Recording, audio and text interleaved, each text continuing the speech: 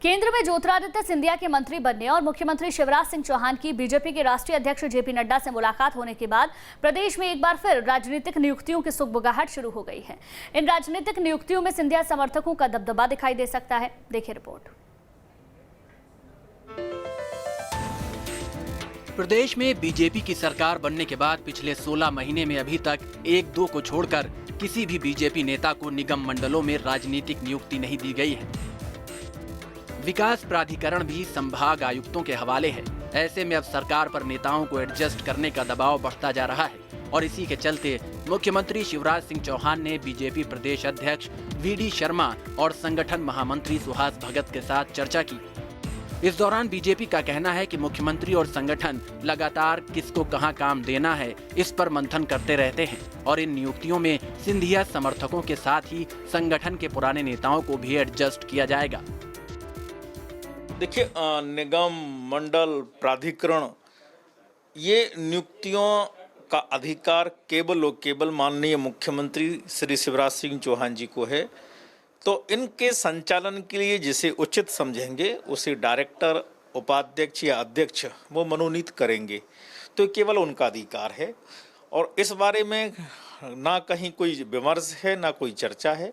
स्वाभाविक है, माननीय मुख्यमंत्री जी जब उचित समझेंगे तो संगठन के नेतृत्व से या केंद्रीय नेतृत्व से जब विचार विमर्श करना होगा तो वो करेंगे।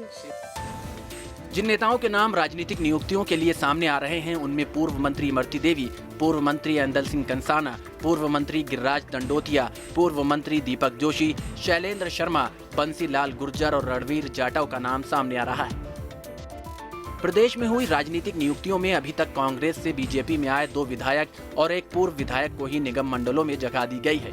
राहुल सिंह लोधी भंडार निगम, प्रदीप जायसवाल खनिज विकास निगम और प्रद्युम्न सिंह लोधी को सिविल सप्लाई कॉरपोरेशन का अध्यक्ष बनाया गया था। इसके अलावा पूर्व संगठन महामंत्री माखन सिंह तीर्थ एवं मेला विकास प्राधिकरण के अध्यक्ष बनाए गए थे। वहीं कांग्रेस का कहना है कि बीजेपी सिंधिया के दबाव में है और इसी कारण उनके लोगों को लगातार उपकृत किया जा रहा है। अब ये तो भारतीय जनता पार्टी का अंदरूनी मामला है कि उनके क्या सौदे हुए हैं और किस तरीके से मलाई का बंटवारा होना है उस आधार पे होंगे, लेकिन दबाव दोनों तरफ से। जिन्होंने सौदे किए हैं वो कह रहे हैं पूरा हिस्सा चाहिए और जिन्होंने जो है सौदे सिद्ध किए हैं वो भी कह रहे हैं। तो ये तो बिल्ली और बंदर के बीच के बंटवारे की लड़ाई है।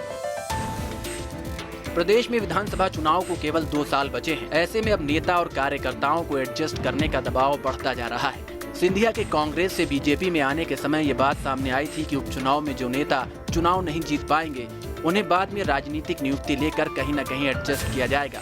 ये भी कहा गया था कि इसी शर्त पर कई विधायकों ने अपने इस्तीफे दिए थे। उपचुनाव के नतीजे आए, 8 महीने का समय हो गया है। ऐसे में अब सिंधिया समर्थकों की बेचैनी बढ़ती जा रही है।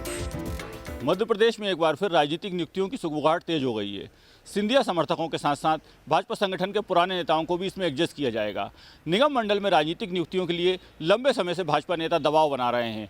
मुख्यमंत्री शिवराज सिंह चौहान और भाजपा प्रदेश अध्यक्ष वीडी शर्मा की बैठक के बाद ये संभावना व्यक्त की जा रही है कि जल्द ही निगम मंडल की रेवड़ियाँ भाजपा नेताओं को मिल जाएंगी। वीडियो जर्नलिस्ट हिमांशु के साथ नितेंद्र शर्मा, न्यूज स्टेट भोपाल।